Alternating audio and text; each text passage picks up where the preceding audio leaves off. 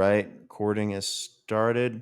Illia, how you doing? Welcome to the podcast. Hey Brendan, I'm doing great. How are you? Very good, very good. Happy to have you on. Um, Tell me a little bit about yourself. I'm curious, and I'm sure everyone that'll be listening to the episode will be curious too, like who you are, um, how you kind of got into the space, um, why you're in Shanghai, and give us a little bit of detail and background. Yeah, for sure. Um, yeah, I'm originally from Ukraine. Have been like engineer by training. Have moved to US about 10 years ago, and worked in machine learning. Kind of all in all, Hmm. joined Google Research, led a team there, and if you guys are using Google.com and asking questions, some of the work I've done answers that questions. So really trying to Hmm. turn text into knowledge and answers. And at some point, kind of Google, from my perspective, kind of from a company which had this like not be evil ideals, have been becoming more and more, I guess, like flexible with this idea. At the same time, like it's a really big company, it's moving really slow. So I was excited to kind of take some of the research we've done and turn it into something outside. And so we started a company called Near AI back in the day, which was really trying to teach machines to program. And so that actually how we got into blockchain, was my co-founder, because we built a crowdsourcing platform, which was really uh, getting people around the world to uh, kind of do some small tasks to teach machines to code to give us some data, and we were paying them. And it was Hmm. actually a huge pain to pay people in China, in Russia, in Ukraine, in Cuba, which kind of were participating. And so we started looking at blockchain as like the payment system for the world, right? um, and so this is Hmm. 2018, like kind of Aprilish and May, and we were really surprised to see that like how kind of from our perspective underdeveloped the infrastructure was back then. So even back then, right, like that was kind of post CryptoKitties stuff. The tasks we were doing, like if we wanted to use Ethereum, we would pay like 30 cents per task, and we were paying 15 cents like two people. So like the fee was higher than what we were Hmm. paying. And I mean now it's like $30 for the same thing, to be clear. So we were kind Right. of stunned by that. We were stunned by like lack of scalability, lack of like even user uh like thinking from a user perspective, like how to make it really friendly for new people who coming in. And so that's Hmm. really how we started. We're like, hey, how do we focus on kind of usability? And part of the usability is really like cheap, like scalable and cheap, right? Kind of underneath. So users don't need to think about like what is this?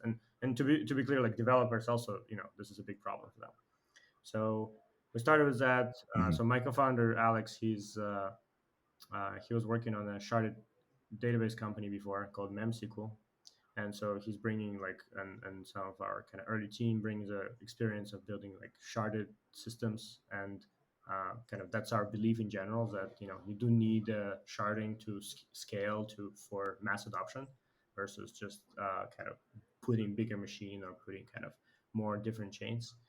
And at the end, pretty much, yeah, we started near kind of with this goal of like building really robust infrastructure and developer platform. But as we, I think, like gotten deeper into crypto over time, we realized a lot of it is more about enabling people, right, to control their kind of money, data governance, and really going through Hmm. creators, right? So our focus right now, in for the most part, is how do we make creators to be really successful in the crypto world, right? And so infrastructure, Hmm. developer tools, as well as all the other things like user experience pieces, all this fits to kind of how do we make creators successful. And creators span from developers to artists to musicians to writers and stuff like this. um, and yeah, I mean, Shanghai wise, I think we have a pretty big Chinese community. I was actually coming to China in 2020, like in March, and it kind of Hmm. ended up being like the whole traveling stopped. So I kind of got voluntarily stuck, I would say, here. So been here since then. Nice. Yeah. What was it mostly work related that you moved to Shanghai, or did you like it before? Have you ever been before, or is it just all new for you? Yeah. I've been to China for I've been coming to China for about 5 years. I really like China for various reasons. I think one of the reasons is the just fast-paced innovation that happening here. Like China is kind of Hmm. leapfrogged completely Western world in like financial and like even in adoption of kind of mobile apps across the board. Like people here are way more willing to try new stuff and see how it like benefits them and like try new business models. And so that's been like really interesting to see, and kind of really excited to see how this and the desire for crypto, which is really strong here as well, kind of comes together now in like people trying to build new platforms here, which are like crypto focused. Um, Hmm. Yeah. How do you feel living there though? Like, is there like any pressure, like, being that it's like a different kind of government and regime and country? Like, does it feel normal or does it just a little different in some ways? It's pretty normal, I would say. I mean, there's obviously like there's a political side of this, which like I would say a separate story. But like from perspective of crypto here, crypto is super strong in China, right? I mean, probably everybody knows like Hmm. most of the miners of Bitcoin and Ethereum are in China. Uh, not That's true. not pointing any centralization risks there at all. Um, the I think like the community here is very strong because people see this as a kind of as both opportunity and as a tool, kind of where maybe they don't have like that in the normal life, right? Like that's kind of I'm saying like people here are ready to leapfrog in a way where in Western world some things just kind of work. Like yeah, banks maybe bank wire maybe taking a few days, but like you don't care as much. Versus here, like m- it, maybe that's not. I mean, banking is not the problem, but like there's other problems around kind of how like values created, what the business models are, and kind of crypto allows to just like kind of bypass that and really like the way one person here described it is like crypto is like water. It doesn't matter what stones you put in its route, right? It'll find its way around. And like I think like kind of people here really live in this metaphor.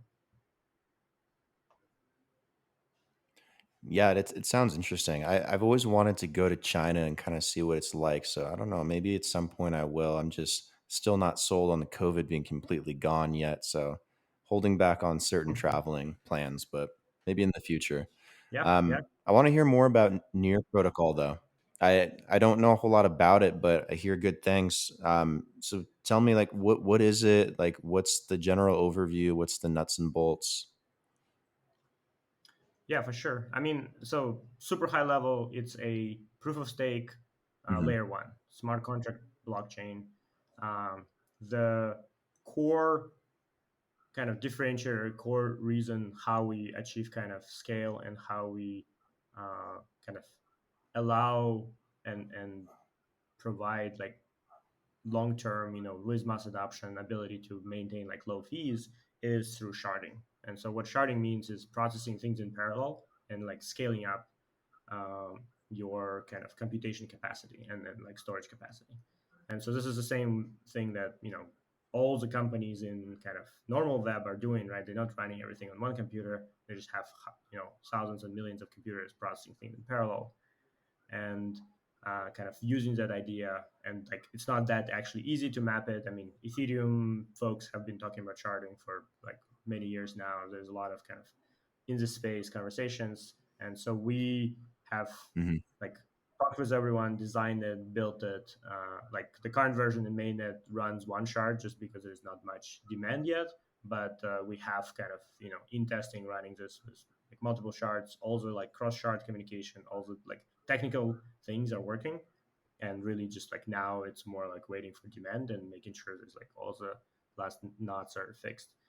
And then on top of it, we kind of building for the user, right? And so important piece for us was to build an account model that is really flexible. So in normal kind of all of the blockchains in the like right now, usually it's you have a private key which maps to a public key, which maps to like your kind of balance or whatever on a blockchain. And this is a really weird model. Like that's not Hmm. how you people think. Like keys are not a thing for normal user. And so what we do is on Near is you have an account which is just have a username, right? So it can be like Illia.near, Brandon.near, Hmm. and or some other dot something. And so that is where all your like how much assets you have, what NFTs you have, your like username to log in into games, like all the stuff. And then this account can have all kinds of different ways to access it. It can be controlled by smart contracts. It can be controlled by some access keys. You can limit some, for example, you can give some application a very limited access to your account to do specific actions. So you can actually like it's the same way as when you log in with like Google, like log in with Google into some other app, like it kind of gives you this like flow. And so we kind of build all that like on the protocol and allowing everybody to really easily kind of leverage that. And this solves a lot of like meta transaction problem, kind of allowing like applications to pay for you, having guest accounts, for example, where you can start using applications even if you don't have any assets yet, don't have any near or ether or whatever, right? Like you can start using application, get some value, and then receive some of that value back to yourself, right? So maybe like we have a crowdsourcing platform. Actually, you can start, doing some of the tasks, Hmm. and then you receive the money for the tasks, and that actually allows you to create an account and start paying for yourself. So all that is like really kind of like we designed with that in mind. Like how do we kind of really easily onboard people? How do we make it really easy to turn accounts into companies, for example? Like one of the interesting Hmm. like features is you as an artist, for example, you may be creating a lot of NFTs, you offering them. We have this ability to assign royalties, where as NFT gets resold, the original author receives part of the reselling value. And this is like killer feature for artists because they sell for $1,000 and then it Hmm. gets sold for $1 million and then not get nothing right now. And so now you have as an artist, you can actually create like lots of this art, receive royalties from it, and then you can actually take this account because it's not mapped to your private key directly and actually sell the account itself with all this kind of royalties on it. And so you can actually turn your account into a business and sell it, right? Same thing like how you have LLC, like but you need to go and register it. Here you just kind of like whatever you use for personal now it turned into business or into DAO, issue the token, like all of those things Hmm. kind of come like really easily. And so that's been like a really big thing how like we building for users. And then the third part is like building Hmm. for developers, right? So obviously it's critical that like developers are one of the most leveraged creators out there. Like they can create something that then a lot of other people can uh, populate and kind of leverage. And so one of the important pieces we believe in is bringing more external developers. Like this space, like crypto space right now is still very small. There's like tens of thousands of developers still, when like real world has like tens of millions. And so Right. we built specifically to support kind of common languages that developers know already and can start building. And we build a lot of kind of like a little bit changing the logic in such a way that a developer who's coming from Web 2 is more familiar with how things are structured. And so this has been like a pretty critical piece as well, how to like onboard new developers to come into the space. At the same time, like we're kind of realize that we do need support for existing stuff for EVM, so we are actually launching EVM support as well. So I would say like in general, yeah, a combination of like really scalable Hmm. infrastructure underneath, like really scalable processing and kind of consensus, really building for the user account model, and then developer tooling, developer kind of framing to make sure that it's really easy to build. Yeah, that is good. How does it differ from Ethereum and from a scaling perspective, I guess?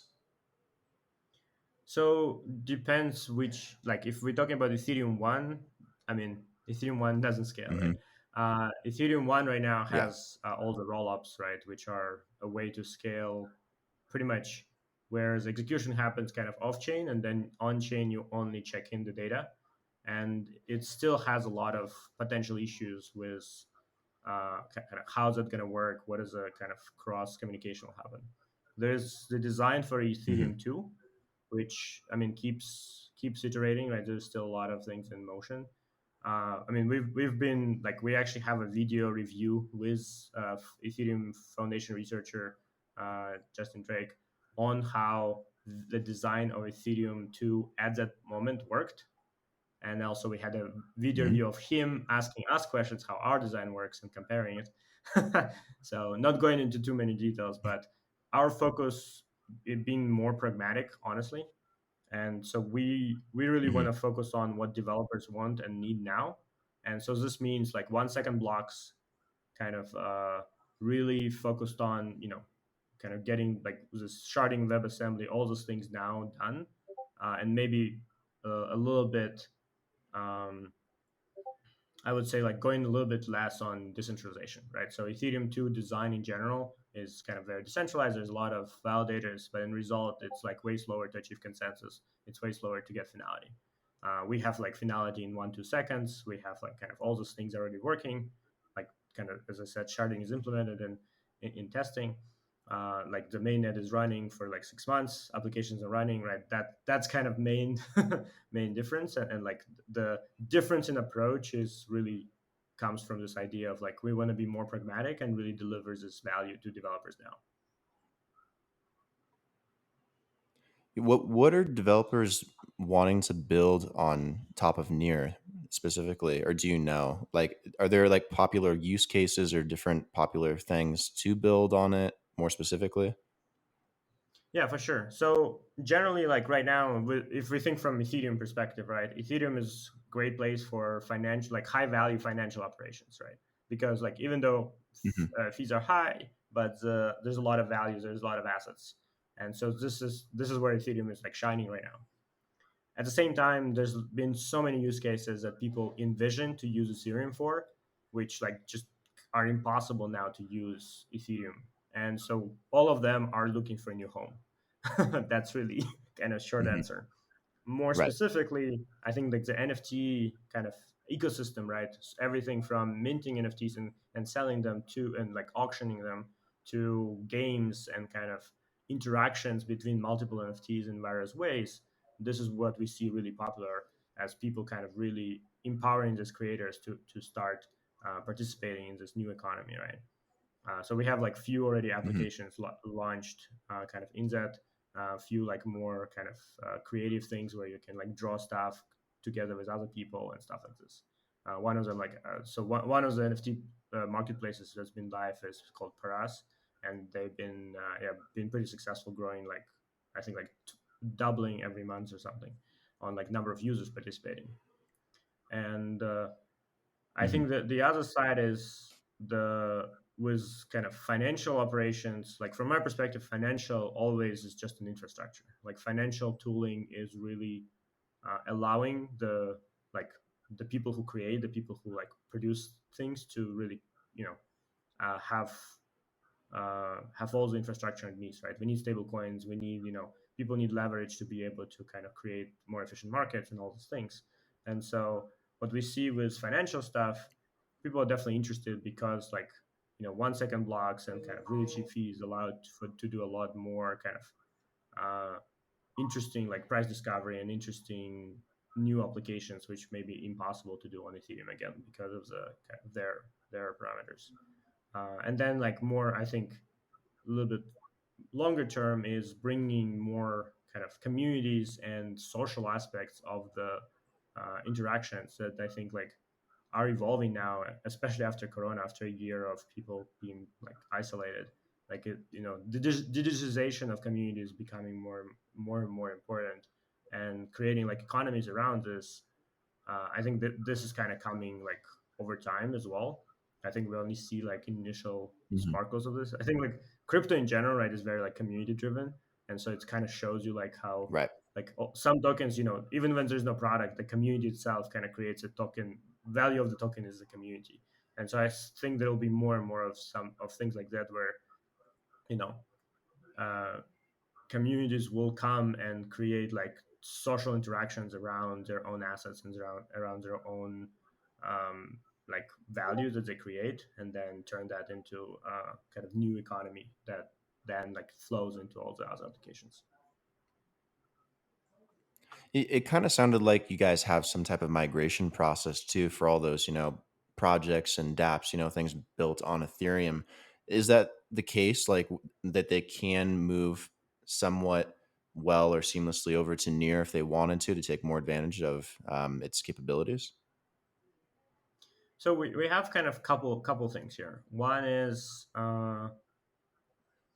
we've kind of a couple weeks ago launched Rainbow Bridge. So Rainbow Bridge is the first trustless way to connect two smart contract blockchains, and so we're connecting Near to Ethereum. Okay. And so this allows to do like for many who have already issued assets or created NFTs or done something on Ethereum to connect it to kind of Near ecosystem, and the other way around. Like if you created something on Near, you can still go into Ethereum ecosystem and list it there, participate there. And so this is very powerful because it's almost like extending Ethereum, right? And like allowing Near to kind of fill in things that are uh, maybe like too expensive or cannot be done. At the same time, we are launching in a few weeks a EVM support, and so EVM support is pretty much it's one-to-one compatible with what's running right now on Ethereum, and so this is where existing applications can launch kind of right away inside this, and it will work with all the tooling like MetaMasks and all the other tools and like look like it's Ethereum. And so with Bridge and this, you Mhm. actually have like almost like full compatibility, as in kind of you just move to another like to layer two, but it runs underneath on Near infrastructure.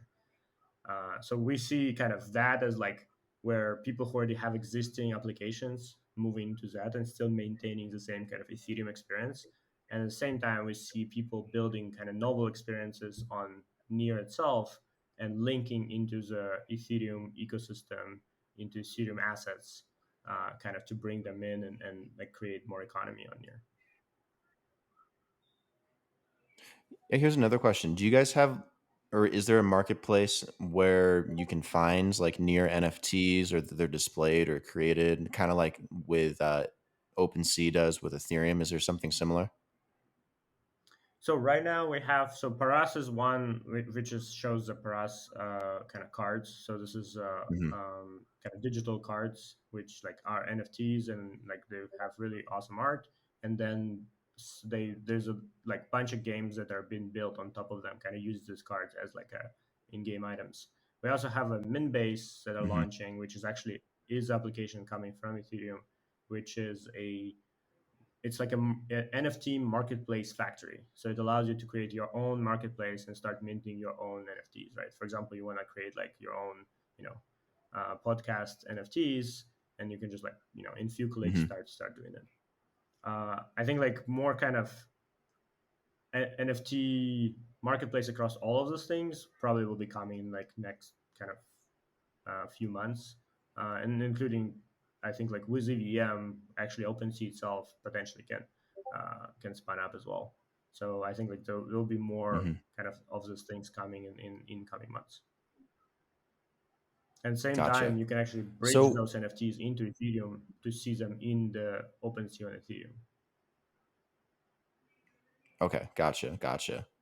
So where do you guys want to take near going into the future? Like what niche or direction do you want it to really nail? Because there's so many blockchains out there. There's so many different ways of going about developing in the space, and there's so many that have different focuses and specialities. Is there a certain direction that you guys hope to take near, or are you just kind of letting it grow naturally and seeing what happens? So yeah, I mean, as I mentioned, like our view is like the mass adoption of this will come from creators, right? And kind of Mhm. from individual creators, a lot more from individual creators than from like big brands or big companies, even though that they all play their own role Mhm. as well. And so what we really working toward, right, is supporting this like in all kinds of ways, and kind of creators and their communities, right, in like communities of creators and like mixes of that, right? And so we Mhm. actually been doing this like for about, I think, like last 10-12 months, where we've been supporting this creator communities. We've been, working with this sounds marketplaces and been building from beginning, like, and then laying out all the pieces that you need to kind of, like, we have a, for example, a decentralized, pretty much like a autonomous organization framework, which allows to create like kind of community companies almost, right? Like you can band together a bunch of creators, or maybe business people who will help facilitate some of the kind of creator um, like work, and then maybe they will be facilitating, reselling, or they'll be facilitating collection. Like you can use all those, like all those ways to kind of bootstrap these economies around like digital artists and digital kind of like folks who want to maybe even create physical art, but don't have a good way to tap into some of these networks. So really like kind of focused on that, on this, I would say, like approach. And like from our perspective, this is where like this creators will then bring all their fans, which then will be all the users, right? So that's kind of where the mass adoption will Mhm. come, and that's kind of how we're approaching it. And then developers are just like a part of this creator, uh, team, because they actually build for creators. Like all of these folks who are building, right? A lot of them are in their head, right, building either for themselves kind of people, or for people who are in kind of like, we have like developer musicians, right, who've been building for other musicians, or like developer artists, like Mhm. drawers who've been building for other artists. So this is kind of, I think, is really exciting and like really empowering them to be successful. And with their success, right, we can see like how more people coming into this, like this is already happening on Ethereum, right? Like few, successful NFTs kind of started like attracted everybody's attention. Now, from our perspective, we need kind of this like the long tail, and also maybe like torso, like maybe not the most famous like $60 million, but like people who will be selling like for Mhm. tens to 100,000. And also like people like we right now have artists from like Philippines, and who's selling for like $5, right? Their digital art. But like it's $5, maybe they issue like 12 copies of this thing. It's like it's not a bad money in Philippines to start with, right? And so this is kind of like Right. creating that place, and like facilitating that. That's been like how we approach this. Have you created anything personally, like any NFTs or anything I've like created that? some test NFTs, but yeah, my digital art is not Yeah, they're that cool. not that good. I'm waiting for something with writing. Oh, I have some fiction that I wrote a while ago. Well, that'd be kinda cool to put as an NFT. I've never thought about that before. Yeah, but let me know if you got an NFT. I'll scoop it up. All right.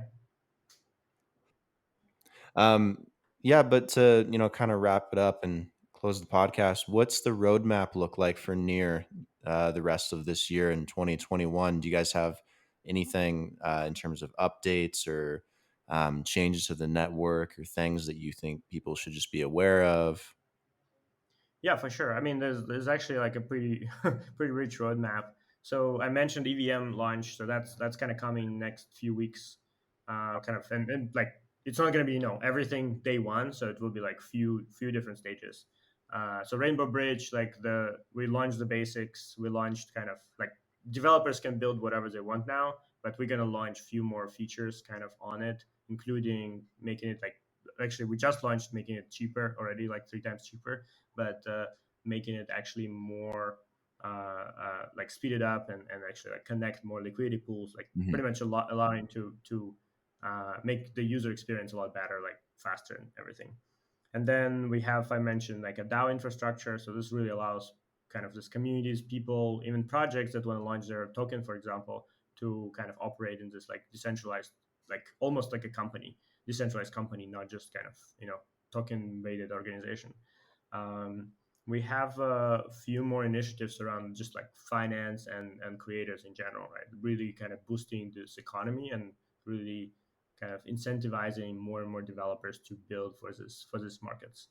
And so I think like through that there will be more and more kind of applications launching on top, which then will in turn kind of become platforms themselves.